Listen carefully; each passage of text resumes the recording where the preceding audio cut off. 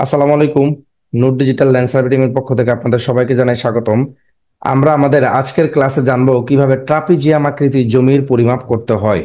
Trapezium আকৃতির জমি পরিমাপ করার জন্য আমাদের যে বিষয়টি লক্ষ্য রাখতে হবে সেটি হচ্ছে আমাদের ট্রাপিজিয়াম মূলত কি, আমরা যদি এটাকে একটু জানি, একটি চতুর্ভুজ যার কেবল একটি জোড়া বিপরীত বাহু সমান্তরাল। ঠিক আছে, এক জোড়া বাহু থাকবে আমাদের কি সমান্তরাল এবং অপর জোড়া বাহু থাকবে অসমান্তরাল। এই আকৃতির জমি যদি হয়ে থাকে তাহলে আমাদের এটা কি ট্রাপিজিয়ামের সূত্রে কিন্তু আমাদের এটা পড়বে।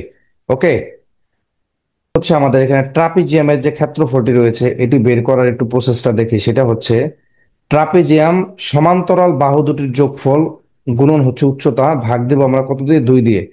এখানে দেখুন দৈর্ঘ্য আমাদের এবি সমান সমান আছে কত, 150। যে এবির যে মানটি আমাদের রয়েছে এখানে কত, 150 হচ্ছে আমাদের এবির মান।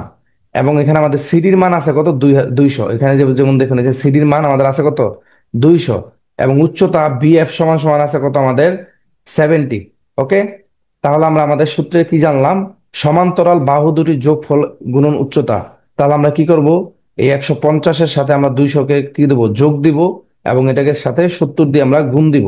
ওকে, 70 দিয়ে গুণ দেওয়ার পরে আমরা যদি এটাকে জাস্ট 2 দিয়ে ভাগ করে দেই, আমাদের এখানে দেখুন বের হয়েছে কত, 350 গুণন 70 ভাগ 2, 24,500 বর্গ ফিট। এটাকে আমাদের যদি 2 দিয়ে ভাগ করে দেই তাহলে এখানে আমাদের জায়গা দাঁড়াবে হচ্ছে 12,250 বর্গ ফুট।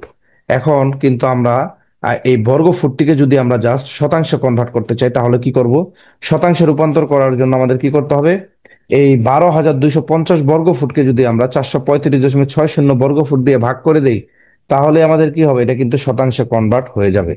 এবং এটা যদি আমরা কাঠায় রূপান্তর করতে চাই তাহলে কি করব, এই 12,250 বর্গ ফুট আমাদের যেটা রয়েছে এটাকে যদি আমরা কি করি, 720 বর্গ ফুট দিয়ে ভাগ করে দেই তাহলে কিন্তু আমাদের এখানে কত আসছে, 17.01 কাঠা। হ্যাঁ, আমাদের এখানে জায়গা ছিল কত, 28%, 12 পয়েন্ট। তো এভাবে কিন্তু আমরা আমাদের ট্রাপিজিয়াম আকৃতির জমির পরিমাপগুলো বের করতে পারি।